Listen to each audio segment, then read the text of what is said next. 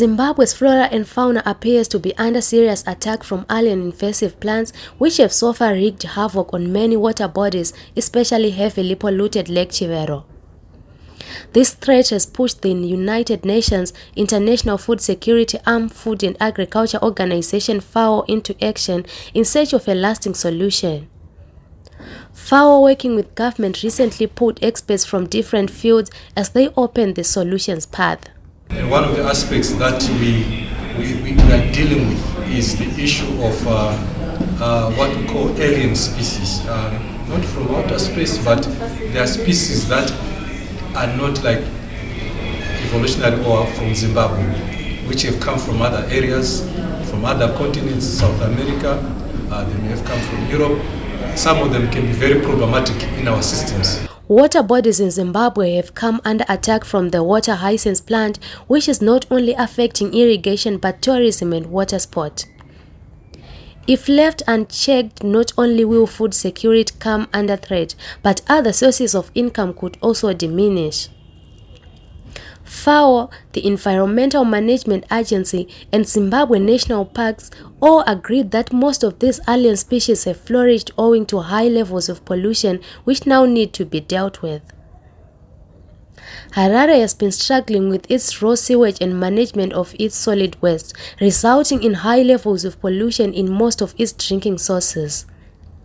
Many of the residents no longer drink the water council supplies instead of relying on their own sources. I think most of you have heard of water hyacinth, the very well-known floating weed that floats on mostly polluted waters, and it's well known in our system like Lake Chivero here in Harare, and actually a number of bodies across the country. So the issue is how do we control those kind of organisms, because some of them are plants and some of them can be animals, are not from here, and once they come into our country or into countries where they are not normally from, they can cause serious problems biologically, economically, even in terms of livelihoods of people. They can affect the system and affect how people make their living, how people live. So in essence, this is how we govern the environment in these multilateral agreements. These invasive alien species are causing a lot of havoc. I think not only in protected areas, but all around the country. For instance, if you look at the likes of Lake Chivero, there is the water hyacinth. The effects go beyond what we would actually imagine. And if you look at even the Lantana Camara, especially even in the central region and in the eastern region, it has caused a lot of havoc, and you have made various institutions, organizations with government parastatals lose a lot of, or might I say, budgets have sunk over the impacts that are being caused by invasive alien species. In Zimbabwe, we have quite a number of species. Some have already been declared as invasive alien species, but some studies have shown that they have potential of being listed as such. Therefore, work is underway to ensure that they are listed. These species, they affect both aquatic systems as well as terrestrial ecosystems. For aquatic systems, we are dealing with systems mainly that drain our urban areas because of the high loads of nutrients that comes from urban areas due to sewage and other activities that will be taking place in the industries. There's a lot of nutrient load that comes into these water bodies. Then this promotes proliferation of these aquatic weeds which are invasive. So to manage these weeds, we don't necessarily need to target the weeds alone. We also need to deal with the root causes, which is pollution or the eutropicness of these water bodies. So as a country, there is quite a lot that is being done in terms of managing pollution. But I needed to highlight that pollution is not something that just came overnight. It's something that we had to build over time because of the increasing industrial activity, failure in our sewage systems, and all sorts of other diffuse pollutants like our dump sites which were not lined. So it's a problem that we now have. Now we need to reverse and manage it. So we will not be able also to do it overnight, but we needed to put in place progressive measures to ensure that we manage it. If you look at it closely, you'll find that there is a rapid loss in our indigenous plant populations. And that is a major issue of concern, actually, because there are some species which are going extinct as we speak because of these invasive alien species. And also, the other challenge that we are facing is that some people unknowingly they are reintroducing these alien invasive species into communities, into farming areas, and which is causing a lot of damage even to rangelands and other vital ecosystems such as wetlands per se. If you look at manapus, for instance, you find that there is this cariba weed and so on. It's causing some beautiful places to look bad, I guess, yeah. Water hyacinth basically is in nearly every system in our country. Now, it normally is not a serious challenge if the system isn't very polluted. It can be there, but they need to be in just low numbers. The density to be very low. The challenge starts happening or starts coming up strongly when the system becomes polluted. For example, I think most people know about Lake Chivero in Harare, or just outside Harare. The problem with Harare, that system is that of pollution. If many people ask you, like, Harare is basically built on its catchment, and then all the mess that we create in the city find itself into our water system, our Mukubisi River, Manyami River, and they flow, all of them, those rivers flow to Lake Chivero, and then we are creating a system where that system is very rich in nutrients, basically plant food. So when that system is like that, what tends to happen is the water hyacinth just grows massively and becomes a problem. So basically what would happen is that, for example, if any other system in Zimbabwe becomes very polluted, you are going to find something like water hyacinth becoming a nuisance. There are other plants that are also a challenge in this system, but as long as this system itself, holistically the whole system, is maintained, they normally are not a problem. But we know that in many instances, if you go to many water systems in our country, you are going to find water hyacinth because we, as human beings, we move around. We've transported nearly everywhere. In Kariba, it is there. The Manyami system that goes into Lake Chivero, it is there all the way to the Zambezi Valley. You go to Bulawa, they will talk about water hyacinth, I think in Zimwane. So it's a challenge, yes, but it's not a serious problem if the system is not polluted with nutrients, yeah. Government says it has woken up to the realities of environmental damages caused by pollution and is now preparing interventions, although some remain clouded in controversy, especially the Pomona Waste Management deal. FAO, which has been working with local communities and international experts to improve food and security sustainability, commended the government for its responsive action to deal with pollution. So we have to figure out how to control these organisms. And remember, globally we are moving up and down. I can be moving up and down in my bag. I'm carrying something that is small.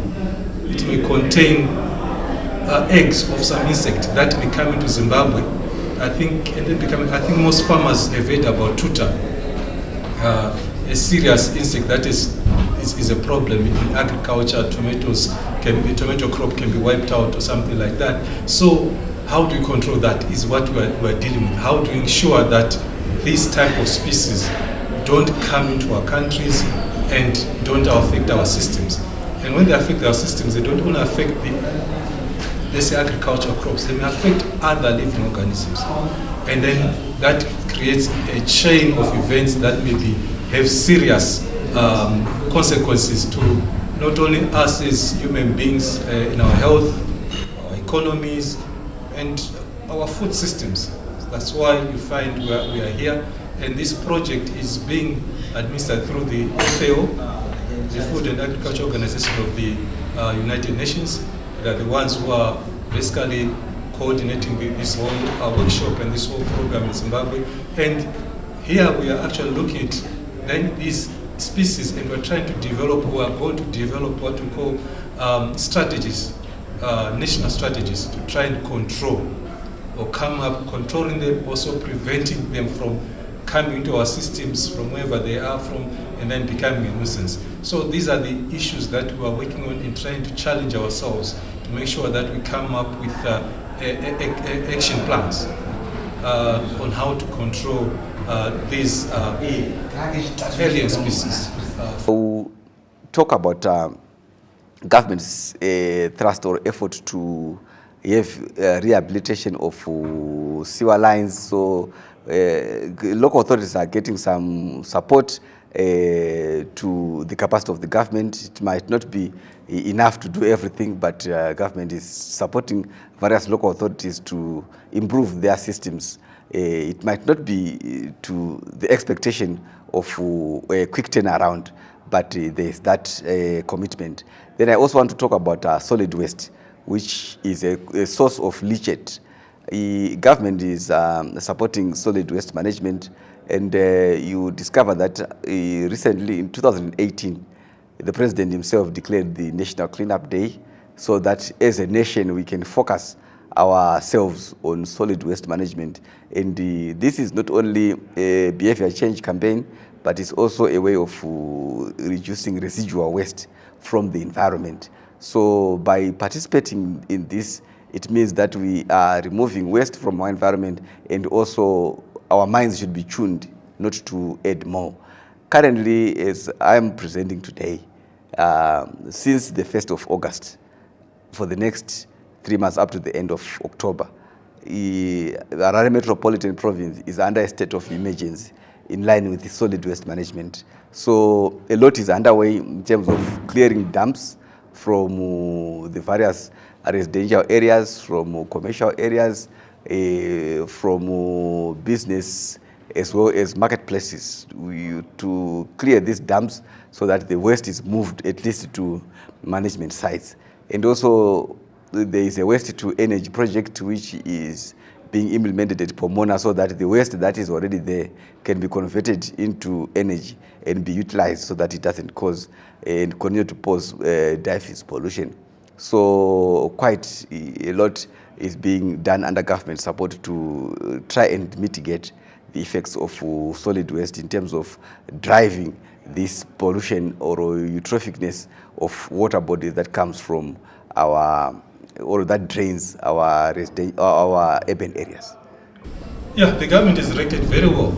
I would say we actually do have a national biodiversity strategy and action plan that encompasses biodiversity, all the living organisms that we deal with.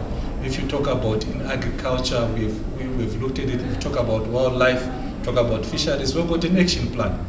What we're doing here is actually thinking of revising it and strengthening it somehow. That's basically what we're, because we've already, the action plan that we have is the second version. We are thinking about now revising it because there have been changes in terms of global strategies and global targets in the last 2 years that we're trying to align ourselves to. So the government is done very well. It's supported through the Minister of Environment, the issues of working in how to harness resources to make sure that we meet up these challenges. Obviously, the resources are not enough. I'm into environment, I complain, but the resources are what we have, and the government has been very supportive. And as we are signatories, we also have got a mandate to make sure that we ensure that Zimbabwe is able and does this bit, ensuring that the issues of these challenges, environmental challenges, we address them. So we've got a strategy that is there and that has been in use. So yeah, the government has actually done quite a bit and quite a lot. Potable water in major cities in Zimbabwe is also under threat, especially owing to high levels of pollution and alien species. Harare alone needs a handful of water treatment chemicals before pumping it into people's homes. This has pushed the cost of water beyond what is profitable for council and residents. This has created serious supply chain challenges. Safety of drinking water, that one is handled by Ministry of Health. And when we don't see a lot of disease outbreaks, it means that they are living up to the expected standards. So that is one side. The other side is to deal with how much money and the chemicals are being used to make this water potable. That's the other side. So with our water bodies polluted as they are currently, a lot is going into the treatment of this water. So, and at times, even the water supply is even interrupted by pollution. Why? Like right now we are getting into the wet season, and like Lake Chivero, that is the time when it turns, because these water bodies, when temperatures change, they turn. When they turn, they bring a dead material from underneath up to where they abstract water for purification. So you have interruptions in terms of even water supply, because the water will be too dirty because of that. So it is the cost that is worrisome to bring water onto the table, to say it's a bit more expensive to bring water to one's use because of pollution. The problem created by alien species is compounded by high levels of pollution, and without dealing with the latter, a solution is far from being found. FAO appears to be alive to this challenge and has now called on everyone to join hands and bring a lasting solution that will bring food security and sustainability of the environment for everyone. Vongai Kawa for HSTV News and Current Affairs, Harare, Zimbabwe.